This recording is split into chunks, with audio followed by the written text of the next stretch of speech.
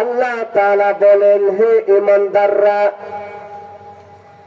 তোমরা তার নবী আলাইহিস সালামের উপর দরুদ পড়ো। মুসলমান ভাইরা আমার, দুরুদের হুকুম স্বয়ং আল্লাহ তাআলাই দিয়েছেন। আল্লাহ তাআলা হুকুম দিয়েছেন। নবীজি সাল্লাল্লাহু আলাইহি ওয়াসাল্লাম হাদিস টানছেন, নবীজি বলেন, কোন ব্যক্তি যদি আমার উপর দরুদ পড়ে, দুরুদের প্রতিদান আল্লাহ তাআলা কি দিবেন? নবীজি হাদিসে বলতেছেন, আল্লাহর নবী সাল্লাল্লাহু আলাইহি ওয়াসাল্লাম বলেন, মান সাল্লা আলাইয়া সালাতান ওয়াহিদাতান সাল্লাল্লাহু আলাইহি আশরা।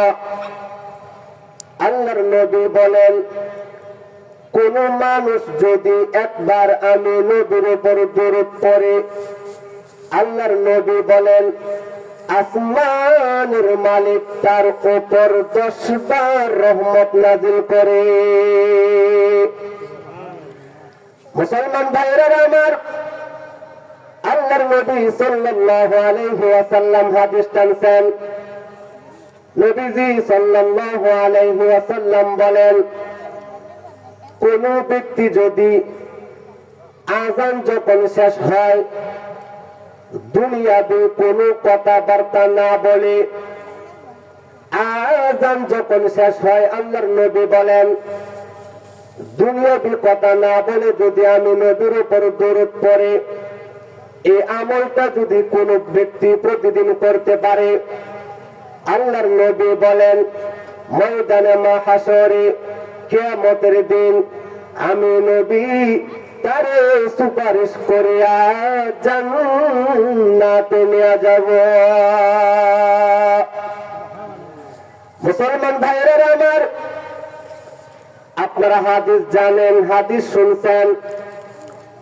আল্লাহর নবী সাল্লাল্লাহু আলাইহি ওয়াসাল্লামের উপর দরুদ পড়লে কি হয়, না পড়লে কি হয়, হাদিস শুনছেন, হাদিস জানেন। আল্লাহর নবী সাল্লাল্লাহু আলাইহি ওয়াসাল্লাম একদিন খুতবা দেওয়ার জন্য মিম্বরে উঠতেছেন।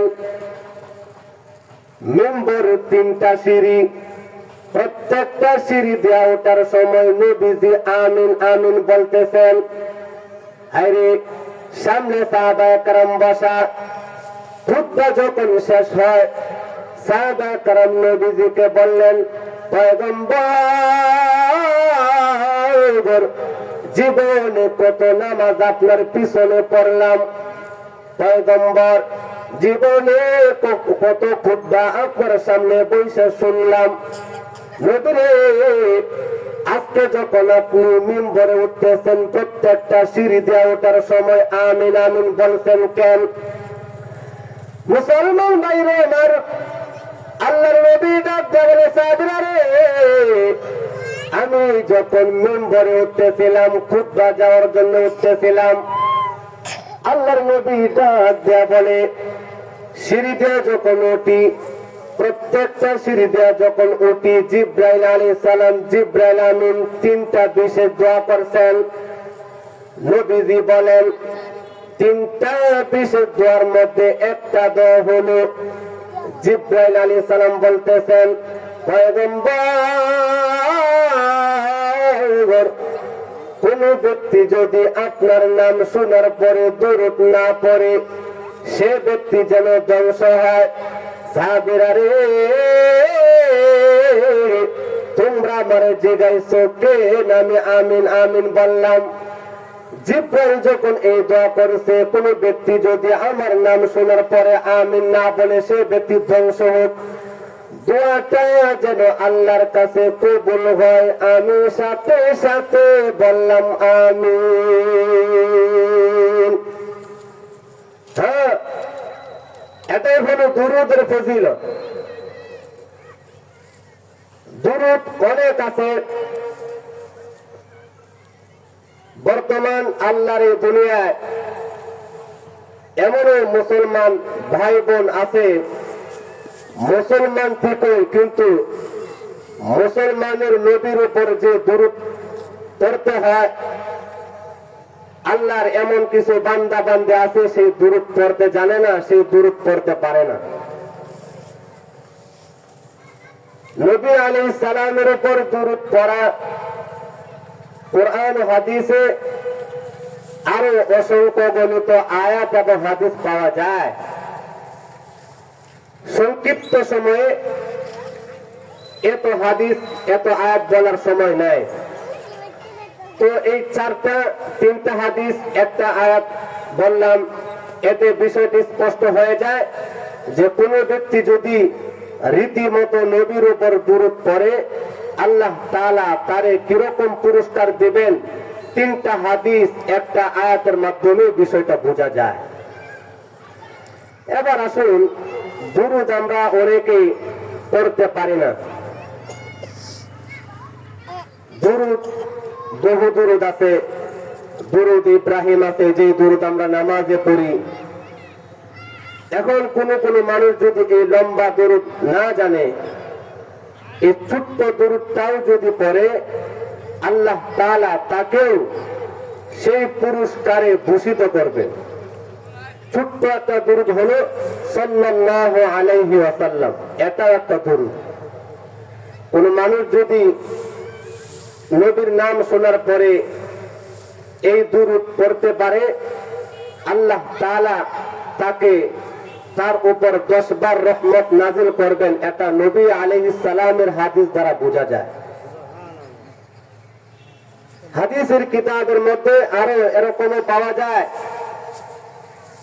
নবীজি সাল্লাল্লাহু আলাইহি ওয়াসাল্লাম বলে, কোন মানুষ যদি বিপদ আপদে পড়ে, যত বড়ই বিপদ হোক, সত্যিকার অর্থে সে যদি নির্দোষী হয়, তার যদি দোষ না থাকে, বিপদে পড়ে আসে, যদি আমি নবীর উপর এই ছোট্ট দুরূদটাও যদি পড়তে পারে সাল্লাল্লাহু আলাইহি ওয়াসাল্লাম, দ্বীনের নবী বলেন এই দুরূদের উসিলায় আল্লাহ তাআলা তাকে বিপদ আপদ থেকে রক্ষা করবেন, হেফাজত করবেন।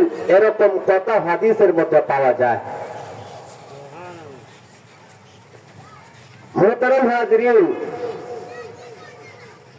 নবী করিম সাল্লাল্লাহু আলাইহি ওয়াসাল্লামের উপর দুরূদ পড়ার ফজিলত বললাম। এবার আসুন নবীজি সাল্লাল্লাহু আলাইহি ওয়াসাল্লামের সিরাত। নবীজির পরিচয় কি? নবীজির পিতা, দাদা, মাতা, মা, উনি ওনার মায়ের গর্ভে ছিলেন, এই বিষয়গুলা মুযাকারা করব ইনশাআল্লাহ। মুহতারাম হাজিরিন, নবী আলাইহিস সালামের নাম বর্তমান আল্লাহর এই দুনিয়ায় আপনাদের এদিক দিয়ে না থাকলেও আমাদের এদিক দিয়ে এরকম লোক আছে যে মুসলমান ঠিক হয় কিন্তু নবীর নাম জানে না। এরকম লোক আপনাদের এদিক দিয়ে না থাকলেও আমাদের এদিক দিয়ে পাওয়া যায়। আমি যে নবীর উম্মত, সেই নবীর পরিচয় জানা আমার উপর একান্ত জরুরি।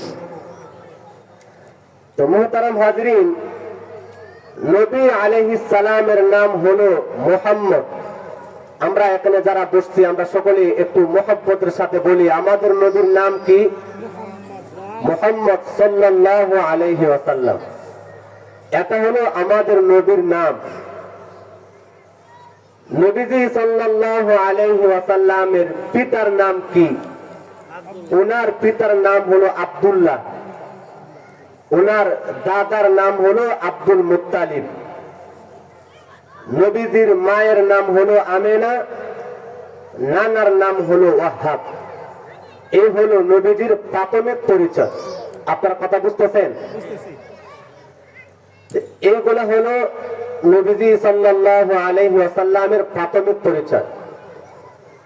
এবার আসুন, নবীজি যখন উনি ওনার মায়ের গর্ভে ছিলেন তখন তার মায়ের অবস্থা কি ছিল?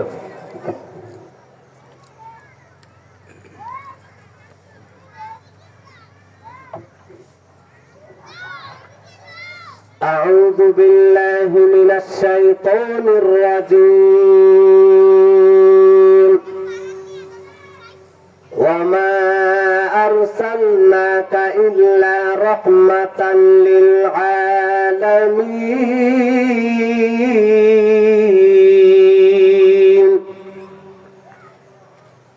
মুসলমান ভাইরা আমার, আল্লাহর নবী সাল্লাল্লাহু আলাইহি ওয়াসাল্লাম উনি ওনার মায়ের গর্ভে ছিলেন, নবীজি সাল্লাল্লাহু আলাইহি ওয়াসাল্লামের পিতার ইন্তেকাল হয়। নবীজি সাল্লাল্লাহু আলাইহি ওয়াসাল্লামের বাবা মারা যান।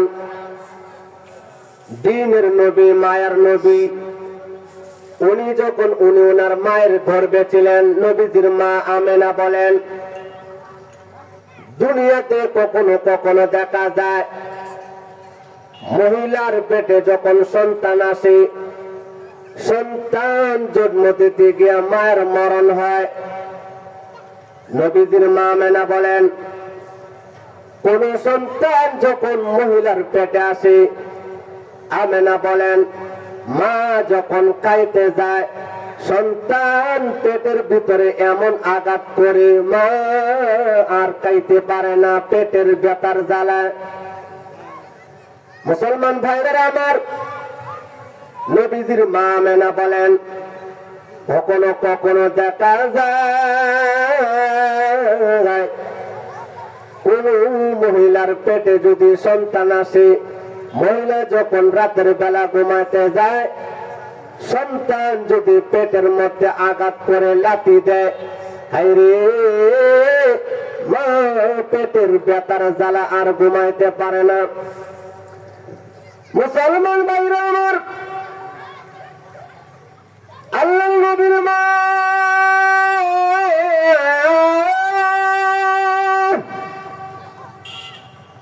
ডাক দিয়ে বলে, হায়রে কোন মহিলার পেটে যদি সন্তান আসে, সন্তান যখন মায়ের পেটে আঘাত করে মা আর কষ্ট সহ্য করতে পারে না, কান্নাকাটি করে। আল্লাহর নবীর মা ডাক দেয়া বলে, হে দুনিয়ার মানুষ, আমার এই সন্তান যখন আমি মায়ের পেটে আসলো, আমি মায়ের পেটে কোনোদিন আমার সন্তান আঘাত করে নাই। নবীজির মা আমেনা বলেন, আমার এই সন্তান যখন আমি মায়ের পেট থেকে দুনিয়াতে আগমন করবে, নবীজির মা আমেনা বলেন, সন্তান যখন দুনিয়াতে আগমন করবে, আমি মায়ের প্রসব বেদনা পর্যন্ত হয় না। মুসলমান ভাইরা আমার, আল্লাহর নবী সাল্লাল্লাহু আলাইহি ওয়াসাল্লাম দুনিয়াতে আগমন করলেন। দিন যায় রাত্র যায়, হায়রে দিনের নবী, মায়ের নবী, বাবা নাই, বাবা কারো সন্তান। মুসলমান ভাইরা আমার, দিন যায় রাত্র যায়, কদম কদম কদম করে আল্লাহর নবী বড় হয়। বয়স যখন 4 বছর অথবা 6 বছর হয়, আল্লাহর নবী সাল্লাল্লাহু আলাইহি ওয়াসাল্লাম বন্ধু বান্ধবদের সাথে খেলতে যায়। খেলা যখন শেষ হয়, বন্ধু বান্ধবদেরকে তাদের বাবারা এসে খেলা যখন শেষ হয় কোলে করে নেওয়া যায়। আরে দিনের নবী, মায়ের নবী মন খারাপ, খেলার মাঠের এক পাশে মনটা খারাপ করে বসে থাকে। আল্লাহর নবী, শিশু নবী একদিন মায়ের কাছে গিয়া বলে, মা খেলা যখন শেষ হয়, টাকা দেখি রে মা, আমার বন্ধু বান্ধবদেরকে তাদের বাবারা এসে কোলে করে নেওয়া যায়। ও বৌমা, খেলা যখন শেষ হলো, আরে আমি মোহাম্মদ এতিমের মতো খেলার মাঠের এক পাশে বসে থাকি। ওরে মা, আমার বাবা কই, আমার কি বাবা নাই? মুসলমান ভাইরা আমার, নবীজি শিশু নবী যখন তার মায়ের কাছে কথা কয়, নবীজির মা চোখের পানি আর ধরে রাখতে পারে নাই, চোখের পানি ফালায় কান্দে, ডাক দিয়ে বলে, বাবা রে, বিধবা মহিলার কলিজার মধ্যে আগুন লাগাই দিলি। বাবারে চিন্তা করবি না, কালকে তোরে তোর বাবার কাছে নিয়ে যাবো। মুসলমান ভাইরা আমার, আল্লাহর নবী সাল্লাল্লাহু আলাইহি ওয়াসাল্লাম ছোট মানুষ, নবীজির মায়ের কোলে উঠে রওনা হয় তার বাবাকে দেখার জন্য। কদম কদম কদম করে সামনে আগাইতেছেন। আল্লাহু আকবার। সামনে আগাইতে আগাইতে এক পর্যায়ে আমিনা যখন তার স্বামীর কবরের পাশে আসলেন, দূর থেকে আমিনা নবীকে ডাকা বলতেছেন, বাবারে ওই যে ঘর দেখা যায়, ঘরের ভিতরে তোমার বাবা শুয়ে রয়েছে। বাবারে এই যে ঘর দেখা যায়, ঘরের ভিতরে তোমার বাবা বিশ্রাম করতেছেন, আর কোনদিন তোমার বাবা আসবে না। লম্বা ইতিহাস। নবীজি তার বাবার কবর জিয়ারত করলেন, দেখলেন। এবার যখন চলে আসতেছেন, বয়স হলো 4 বছর অথবা 6 বছর, মতানক্য আছে বয়সের মধ্যে। আল্লাহর নবী সাল্লাল্লাহু আলাইহি ওয়াসাল্লাম উনি ওনার মায়ের কোলে। নবীজির মা যখন চলে আসতেছেন, পথের মধ্যে নবীজির মায়ের মরণ হয়। মুসলমান ভাইরা আমার, আল্লাহর নবীর চোখ দিয়ে পানি গড়ে গড়ে পড়তেছে, ডাক দিয়ে বলে, আল্লাহ, জন্মের পর কোনদিন আমি বাবারে দেখি নাই, বাবারে বাবা বলে ডাকতে পারি নাই। আল্লাহ, বয়স আমার এত অল্প বয়স, তুমি আমার কাছ থেকে আমার মারে তুমি কায়রা নিলা। আল্লাহ, আমি আর কারে আমি মা বলে ডাকলু। মুসলমান ভাইরা আমার, নবীজির দাদা আব্দুল মুত্তালিব সামনে আগা আসে, ডাক দেয়া বলে, নাতি রে, চোখের পানি মুছে ফেল, আমি তোর দাদা তোরে দেখাশোনা করব। মুসলমান ভাইরা আমার, আল্লাহর নবী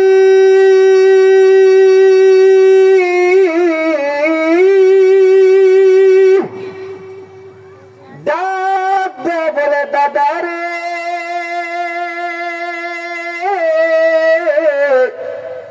জন্মের পর আমি আমার বাবারে দেখি নাই। দাদা রে, অল্প বয়সে আমার মারে আল্লাহ আমার কাছ থেকে কাইরা নিছে। দাদা রে, অল্প বয়সে মা বাবার হারাইলাম, মা বাবার যন্ত্রণা তুমি কি বুঝবা? দাদা রে, কে আমারে গোসল করাইবো, কে আমারে খাওয়াইবো? দাদা রে, কে আমারে ঘুম পাড়াইবো? নবীজির দাদা নবীরা সান্ত্বনা দেয়, ডাক দে বলে, নাতি চিন্তা করবি না, আমি দাদা তোরে তোর মা বাবার মতো লালন পালন করব। বুঝেছে মা কি জিনিস,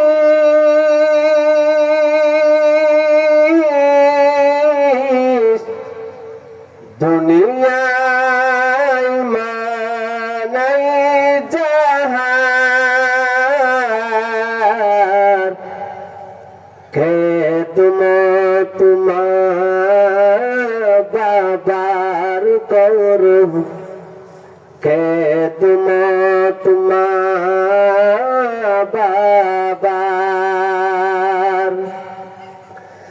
নবীজি এসে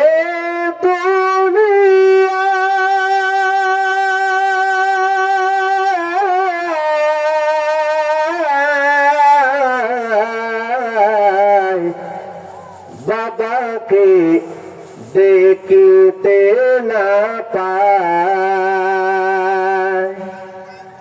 6 বছর কালে হারায় নবীজি তার মাকে হারায়,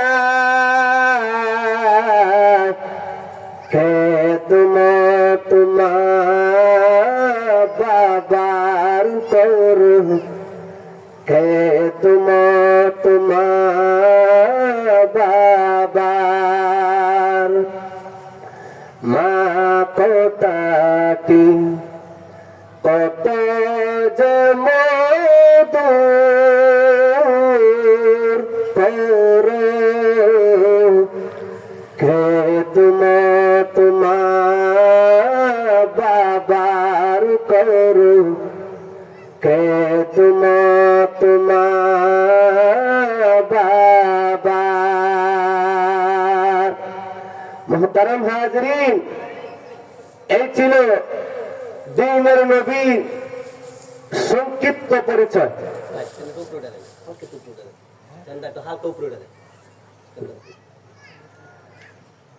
দ্বীনের নবী জন্মের পর কোনদিন তার বাবারে দেখেন নাই। বয়স যখন 4 বছর অথবা 6 বছর হয় তখন তার মারে হারাইছেন। এই অল্প বয়সে নবীজির মা বাবা নবীজির কাছ থেকে বিদায় নিলেন। দাদা সামনে আগা আসলেন। দাদা ডাক দিয়ে বলে, নাতিরে চিন্তার কোনো কারণ নাই, টেনশনের কোনো কারণ নাই, আমি তোমার দাদা, তোমাকে লালন পালন করব। এরপরে নবীজির দাদা আব্দুল মুত্তালিবের তত্ত্বাবধানে থাকতে লাগলেন, লালিত পালিত হতে লাগলেন। কিতাবের মধ্যে লেখেন বয়স যখন নবীজির 8 বছর হয় তখন নবীজির দাদা আব্দুল মুত্তালিবেরও ইন্তেকাল হয়। এবার নবীজি মা বাবা হারা, রে মাও নাই, বাবাও নাই, দাদাও নাই। এভাবে নবীজি অভিভাবক হারা হয়ে গেলেন। এরপরে নবীজির আপন চাচা আবু তালিব সামনে আগা আসলেন। ডাক দিয়ে বলে, ভাতিজা চিন্তার কোনো কারণ নাই, টেনশনের কোনো কারণ নাই, আমি তোমার চাচা আছি, আমি তোমাকে লালন পালন করব, আমি তোমাকে দেখাশোনা করব। মুহতারাম হাজরিন, দ্বীনের নবী এরপরে উনি ওনার চাচা আবু তালিবের তত্ত্বাবধানে থাকতে লাগলেন। থাকতে থাকতে এদিকে লম্বা ইতিহাস, এদিকে যাওয়া যাবে না। থাকতে থাকতে এভাবে পর্যাপ্ত পরিমাণ নবীর যখন বয়স হয় 40 বছর যখন হয় তখন নবীর উপর ওহী নাজিল হয়। তো এভাবে নবীজি উনি ওনার চাচার কাছে লালিত পালিত হলেন। এবার আসুন দ্বীনের নবীর চরিত্র কিরকম ছিল, আখলাক কিরকম ছিল। মুহতারাম হাজরিন,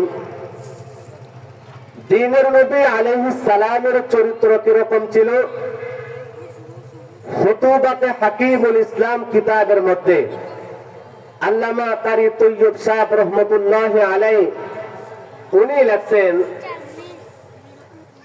যে দ্বীনের নবী সাল্লাল্লাহু আলাইহি ওয়াসাল্লামের চরিত্র আসমানের নিচে জমিনের উপরে যত মাখলুকাত আছে, যত জীবজন্তু আছে, সবচাইতে আমাদের দ্বীনের নবীর চরিত্র আখলাক সবচাইতে সুন্দর ছিল।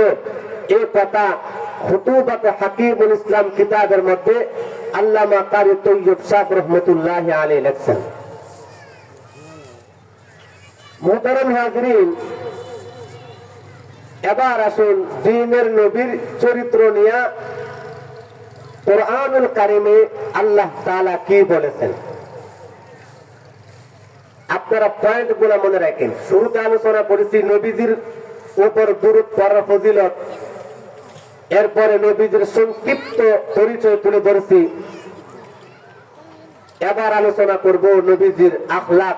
এই পয়েন্ট গুলো আপনারা মনে রাখেন। এখন থেকে আমাদের অনেক কিছু শেখার আছে, শিক্ষণীয় অনেক কিছু আছে। তো মুহতারাম হাজরিন, দ্বীনের নবী আলাইহিস সালামের চরিত্র কিরকম ছিল এই ব্যাপারে আল্লাহ তাআলা 29 নম্বর পারা সূরা কলামের মধ্যে আল্লাহ তাআলা একখানা আয়াত টানছেন। আউযু বিল্লাহি মিনাশ শাইতানির রাজীম। وإنك لعلى خلق عظيم মুসলমান ভাইরা আমার,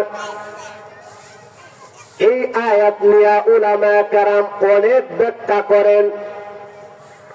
ফুতুবাত হাকিমুল ইসলাম কিতাবের মধ্যে আল্লামা কারি তৈয়ব সাহেব রহমাতুল্লাহি আলাইহি সরাসরি আমাদের নবীকে দিয়া ব্যাখ্যা করেছেন। আল্লাহু আকবার। আয়াতের মধ্যে আল্লাহ তাআলা বলেন, পয়গম্বর আপনার চরিত্র হলো সবচাইতে দামি চরিত্র, সবচাইতে উত্তম চরিত্র। মুসলমান ভাইরা আমার, সকল বাদশার বাদশা, আহকামুল হাকিমিন, আসমান জমিনের মালিক, সকল কিছুর মালিক স্বয়ং আল্লাহ তাআলা আমাদের নবীর চরিত্রের ব্যাপারে প্রশংসা করেছেন।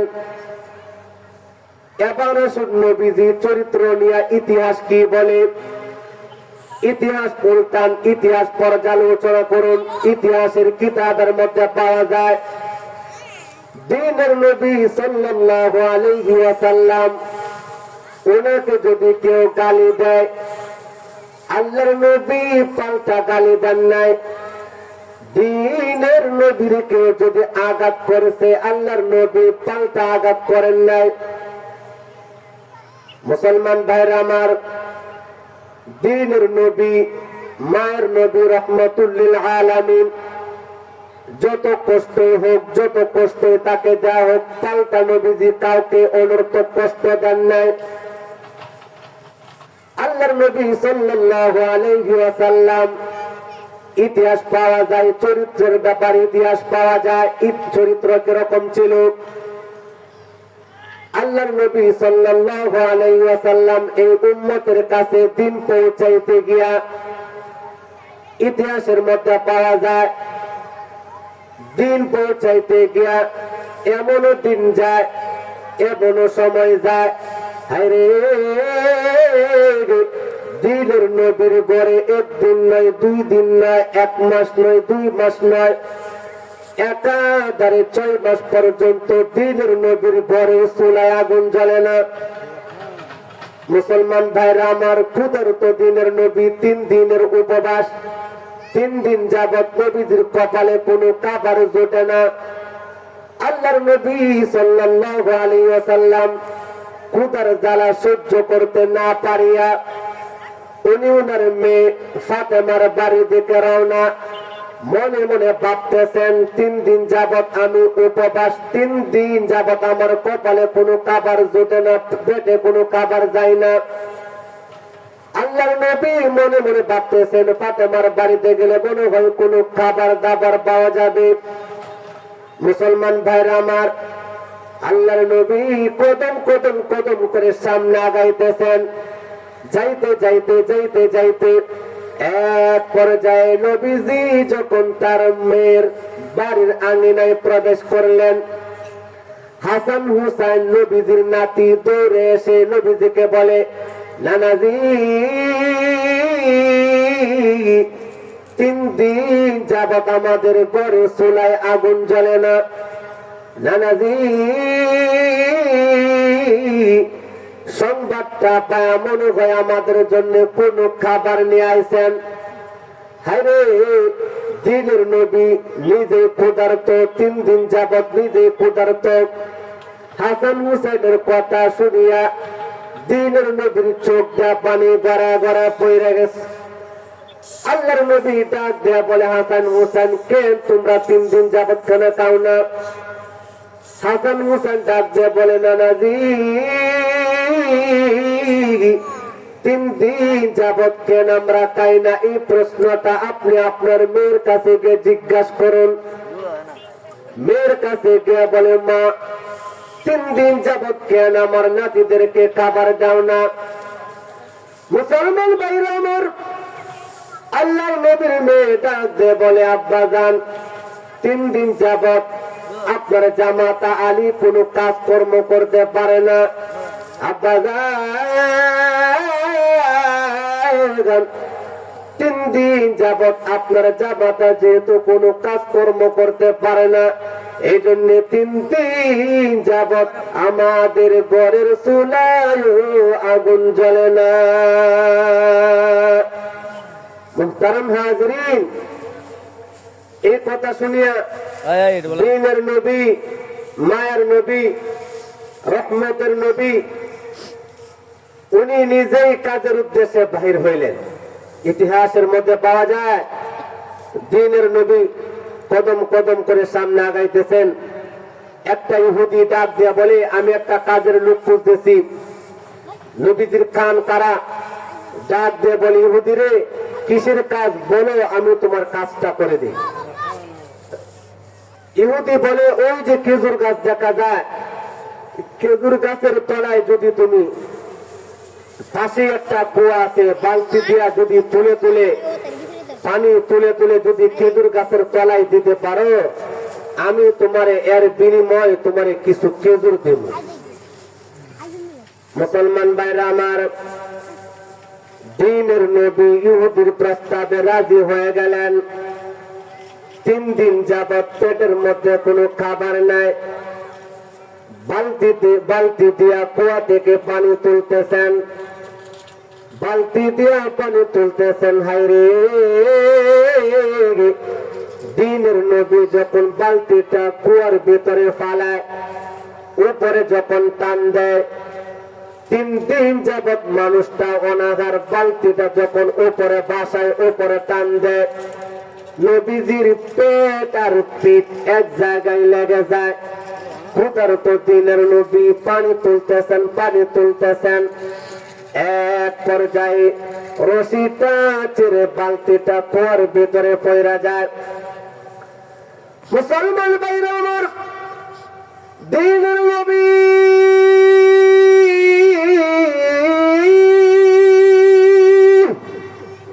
হায়রে, বালতি দিয়ে যখন পানি তুলতেছেন, রশিটা যখন ছিঁড়ে বালতিটা পড়ে যায়, পেরেশান, কি করবেন কি করবেন। কিছুক্ষণ পর ইহুদি এসে বলে, কি হইল মুহাম্মদ, কাজ করো না কেন, কি হয়েছে? আল্লাহর নবী ডাক দেয়া বলে, ইহুদি রে, তোমার রশিটা ছিঁড়ে বালতিটা কুয়ার ভিতরে পড়ে যায়। ইহুদি ডাক দেয়া বলে, না না, আমি যে ইহুদি, আমি যে তোমার ধর্ম গ্রহণ করি না, মনে হয় তুমি ইচ্ছা করে রশিটা কুয়ার ভিতরে, রশিটা ছিঁড়ে বালতিটা কুয়ার ভিতরে ফালা দিছ। আল্লাহর নবী ডাক দেয়া বলে, ইহুদি রে, না না, আমি ইচ্ছা করে তোমার বালতিটা কুয়ার ভিতরে ফালাই নাই। আল্লাহু আকবার। এইভাবে ইহুদি আর দিনের নবী অর্থাৎ আমাদের নবীর মধ্যে তর্ক বিতর্ক চলতেছে। এক পর্যায়ে বেঈমান ইহুদি আল্লাহর নবীর গালে একটা চর মাইরা ধরছে। মুসলমান ভাইরা আমার, দিনের নবী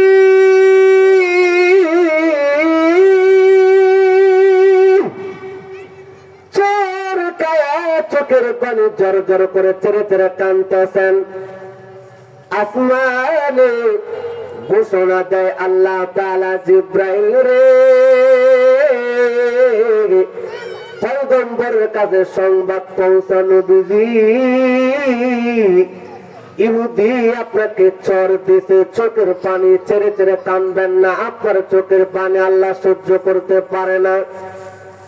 সংবাদটা যখন নবীদের কানে জিব্রাইল পৌঁছা দেয়, আল্লাহু আকবার। দিনের নবী, ক্ষুধার্ত দিনের নবী, আইরে পেটের মধ্যে 3 দিন যাবত কোনো খাবার নাই। আইরে দিনের নবী কষ্ট করে বালতি দিয়া পানি তুলতেছিলেন, রশিটা ছিঁড়ে কুয়ার ভিতরে পড়ে যাওয়ার কারণে দিনের নবীর গালে ইহুদি চর মারছে। আল্লাহর নবী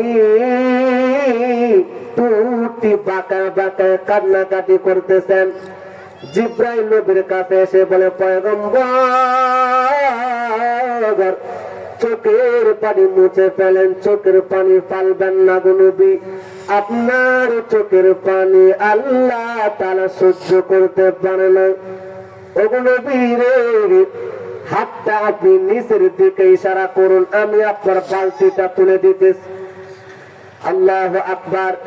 দ্বীনের নবী হাতটা কুয়ার দিকে ইশারা করলেন, জিব্রাইল বালতিটা তুলে দিলেন। পাশে ইহুদি দাঁড়া রয়েছে, ডাক দিয়ে বলে, মুহাম্মদ দেখলাম নিচে নামলা না, কেমন করে তুমি বালতিটা কুয়ার ভিতর থেকে তুললা? নবীজি সাল্লাল্লাহু আলাইহি ওয়াসাল্লাম কোনো কথা বললেন না, আবারও কাজ শুরু করে দিলেন। এভাবে এক পর্যায়ে যখন কাজ শেষ হয়, ইহুদির কাছে নবীজি বলে, ইহুদি আমার কাজ শেষ হয়েছে, এবার তুমি আমার কাজের পারিশ্রমিক দাও। ইহুদি চুক্তি অনুযায়ী নবীর হাতে কয়েকটা খেজুর তুলে দেয়। মুসলমান ভাইরা আমার, দ্বীনের নবীর কাছে যখন খেজুর গুলা দেয়, দ্বীনের নবী যখন চলে যাবে, ইহুদির হাতটা ধরে ফেলছে। মুসলমান ভাইরা আমার, দ্বীনের নবী ডাক দিয়ে বলে, ইহুদি রে,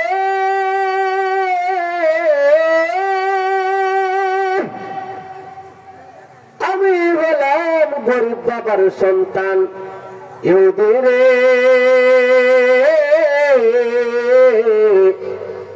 আমি নবীর গালে তুমি চর দিয়েছো, আমার গালে পর্যাপ্ত পরিমাণ গোশত নাই। ইহুদি রে, তুমি তো রাজা বাদশার সন্তান, ধনী বাবার সন্তান, জীবনে কষ্ট করে তোমার অভ্যাস নাই। ইহুদি রে, আমি নবীর গালে চর দিতে গিয়া যদি হাতের মধ্যে কোনো ব্যথা পেয়ে থাকো, মেহেরবানি করে তুমি আমারে মাফ করে দিও। ইহুদি ডাক দেখো, হায় হায়, চর দিলাম আমি ক্ষমা চামু, মুহাম্মদ কেন আমার কাছে ক্ষমা চায় না? মুহাম্মদ আমার কলিজার মধ্যে আগুন লাগায় দিস। আল্লাহু আকবার। দ্বীনের নবী বাড়িতে চলে গেলেন। এদিক দিয়ে ইহুদি বলতেছে, হায় রে, না চর তো দিলাম আমি ক্ষমা চামু, নবী কেন আমার কাছে ক্ষমা চায়, মুহাম্মদ কেন ক্ষমা চায়?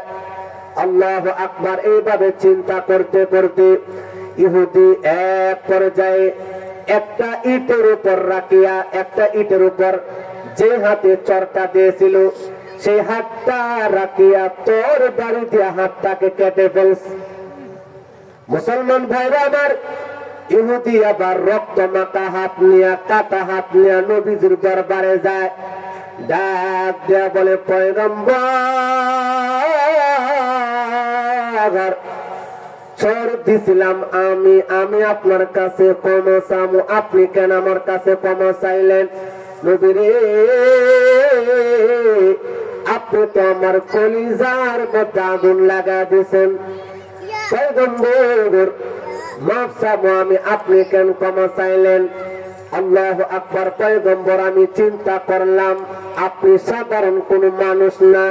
পয়গম্বর, দেরি করবেন না, তাড়াতাড়ি কালিমা পড়া মুসলমান বানান। কত আশিক যায় মদিনা,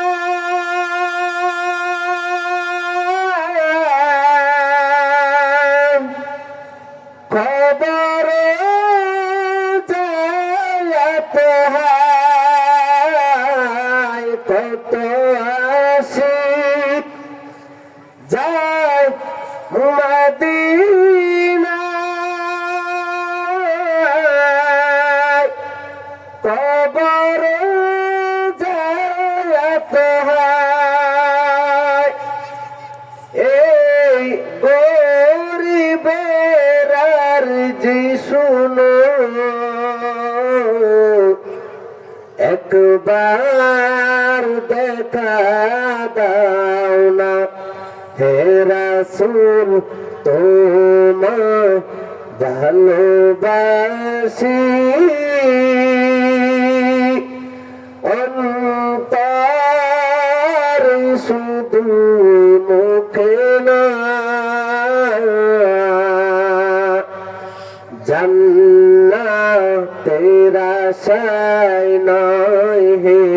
রাসূল জাহান্নাম কে ডরি না তোমার ওই নাম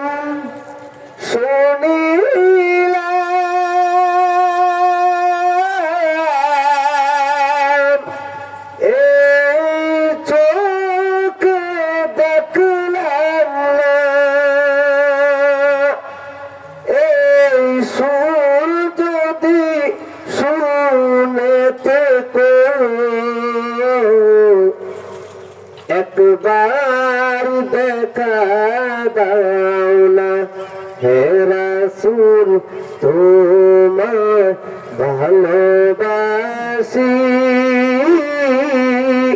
অন্তর শুধু মুখে না জান্নাতের আশায় নয় হে রাসূল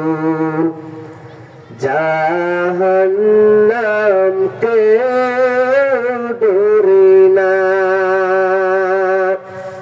মুহতারাম হাজরিন এই ছিল দ্বীনের নবীর চরিত্র ইতিহাস যদি আরো পর্যালোচনা করুন ইতিহাস যদি আরো ঘাটাঘাটি করেন নবীজির চরিত্র কিরকম ছিল বিষয়টা আরো স্পষ্ট হয়ে যায় দ্বীনের নবী নবীরে আঘাত করলে দ্বীনের নবী পাল্টা আঘাত করেন নাই দ্বীনের নবীরে গালি দিলে দ্বীনের নবী পাল্টা গালি দেন নাই কষ্ট দিলে দ্বীনের নবী পাল্টা কষ্ট দেন নাই এটাই ছিল আমার আপনার নবীর বৈশিষ্ট্য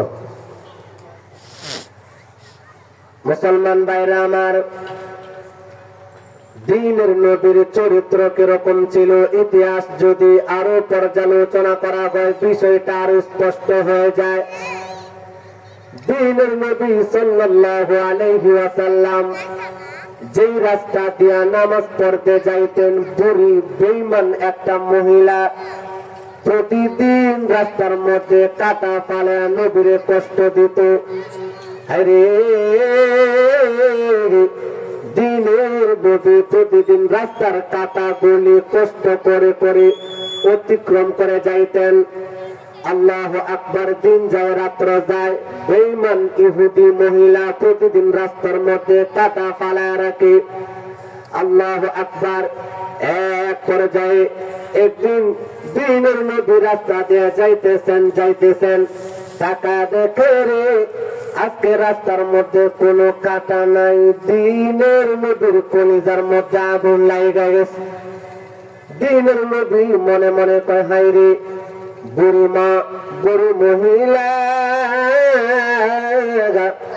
প্রতিদিন রাস্তার মধ্যে কাটা ফালায় আমার কষ্ট দিত জানি না আজকে বুড়ি মহিলার কি হয়েছে কেন্দ্রে বুড়ি মহিলা আজকে রাস্তার মধ্যে কাটা দেয় নাই মুসলমান ভাইরা আমার দ্বীনের নবী ফজর নামাজ পড়লেন নামাজ পড়িয়া তাড়াতাড়ি দ্বীনের নবী বুড়ি মহিলার বাড়ি দিকে রওনা কদম কদম কদম করে সামনে আগাইতেছেন মুসলমান ভাইরা আমার দ্বীনের নবী বুড়ি মহিলার বাড়িতে গিয়ে দেখেন বুড়ি মহিলা মৃত্যুর সাথে পাঞ্জা লড়তেছে আল্লাহু আকবার দ্বীনের নবী ডাক দিয়ে বলে ওগো মা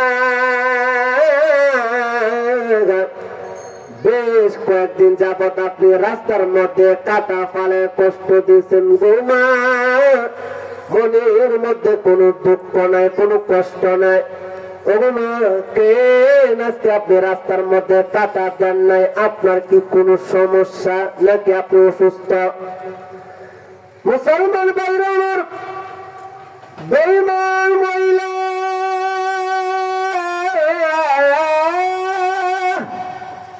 মাথাটা উপরে বাসাইছে টাকা দেখে রে যে লোকটার আমি প্রতিদিন রাস্তার মধ্যে কাটা ফালা কষ্ট দিতাম আজকে সেই লোকটা আমার খোঁজ খবর নেওয়ার জন্য আমার বাড়িতে চলে আসে আল্লাহু আকবার বুড়ি বেঈমান মুশরিকা মহিলা ডাক দিয়ে বলে না না এটা তো সাধারণ কোন মানুষ হতে পারে না, সাধারণ কোন মানুষ না।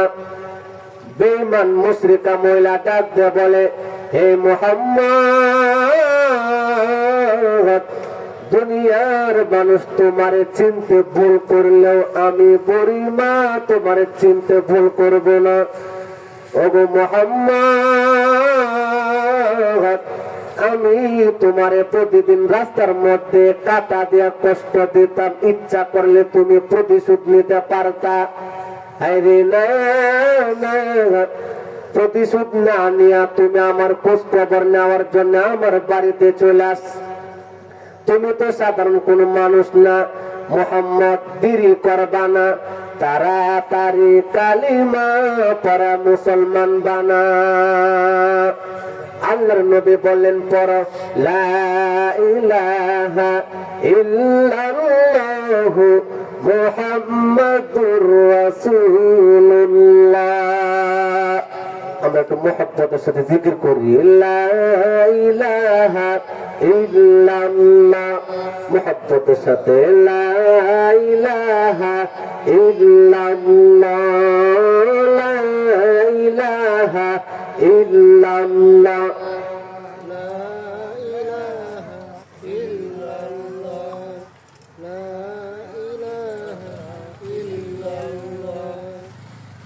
আরব দেশের মানুষেরা কত বড় ভাগ্যবান, আরব দেশের মানুষেরা কত বড় ভাগ্যবান। আমার নবীর রূপ দেখিয়া কাফের হইল মুসলমান। লা ইলাহা ইল্লাল্লাহ, লা ইলাহা ইল্লাল্লাহ।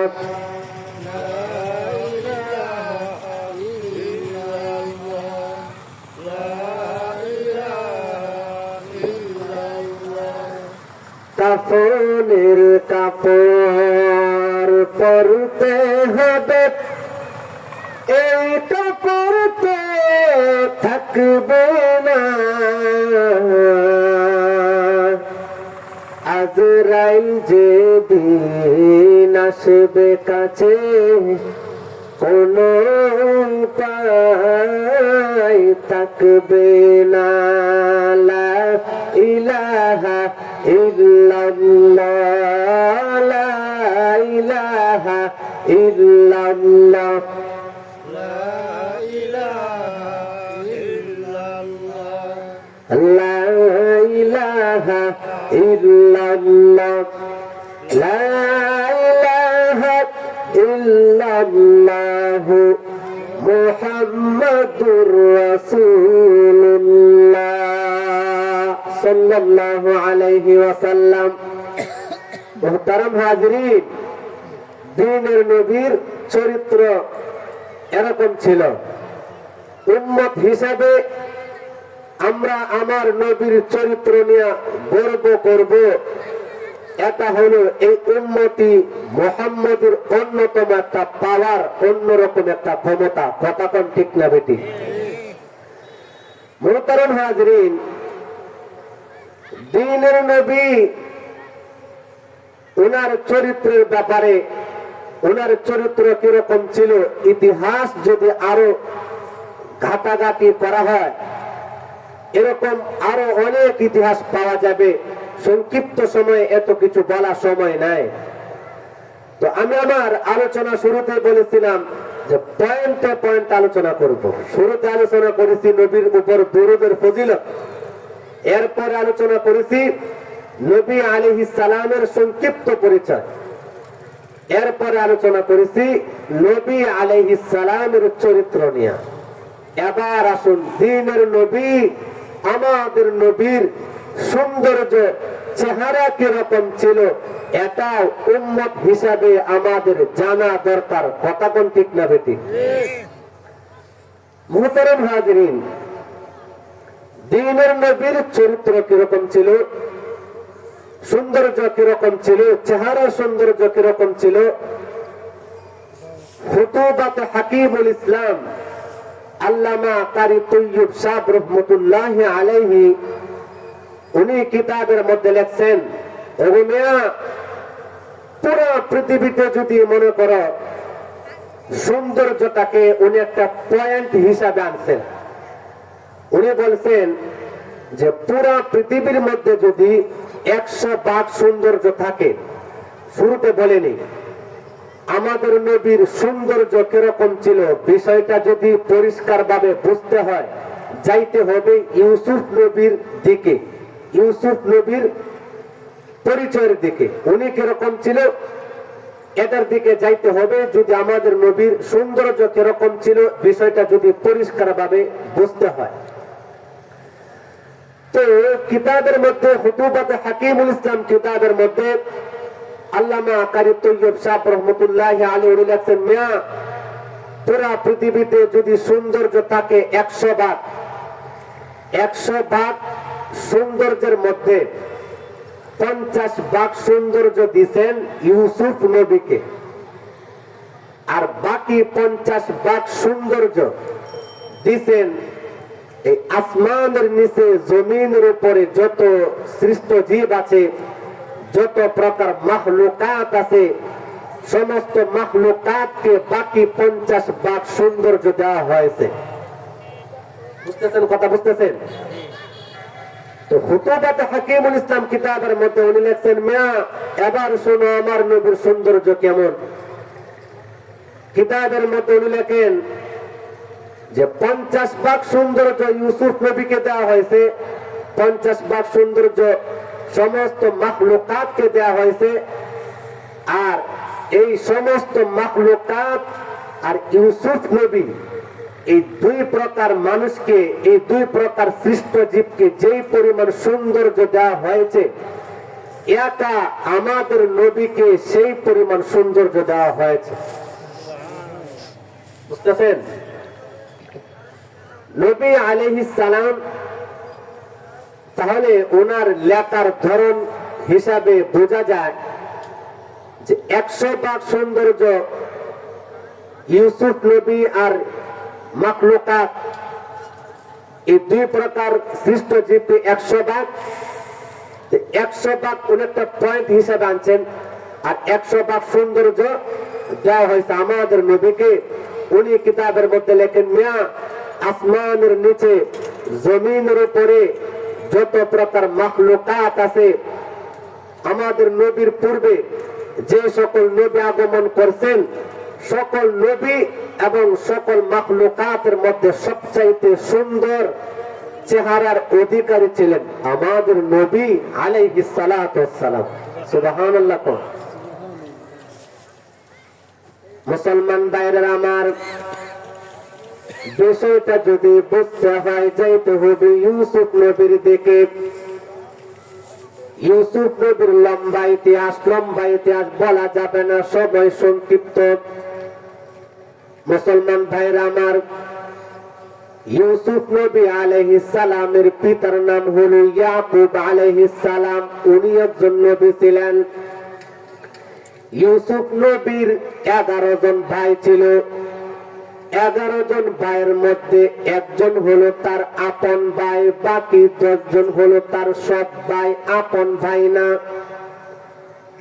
ইউসুফ নবী আলাইহিস সালাম, উনার পিতা ইয়াকুব আলাইহিস সালাম ইউসুফ নবীকে বেশি আদর করতেন। মুসলমান ভাইরা আমার,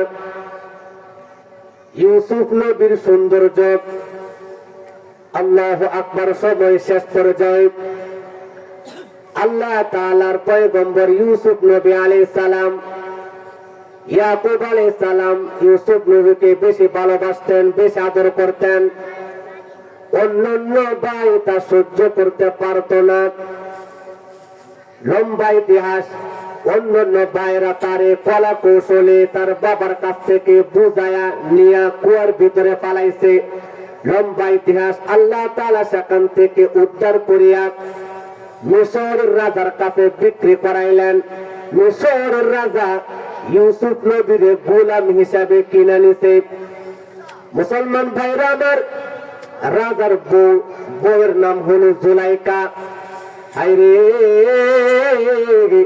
ইউসুফ নবীর সৌন্দর্য দেখিয়া জুলাইকা রাজার বউ ইউসুফ নবীর প্রেমে হাবুডুবু খায়।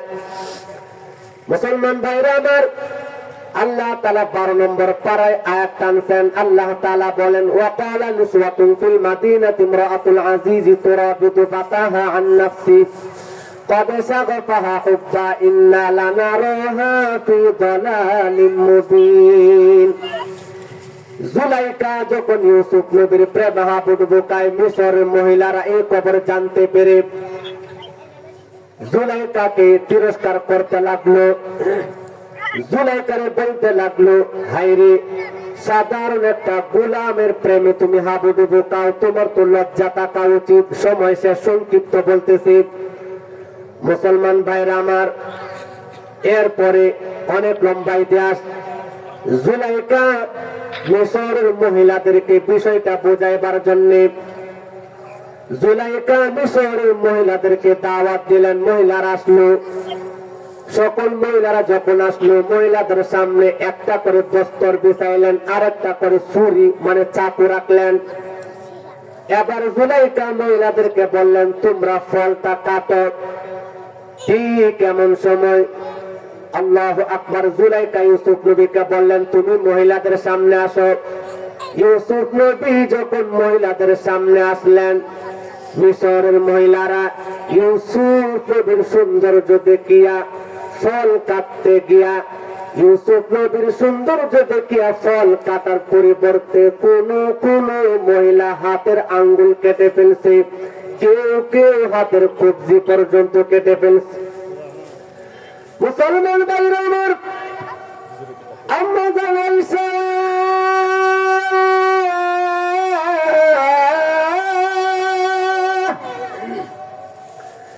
ডাক দিয়ে বলে, হায়রে,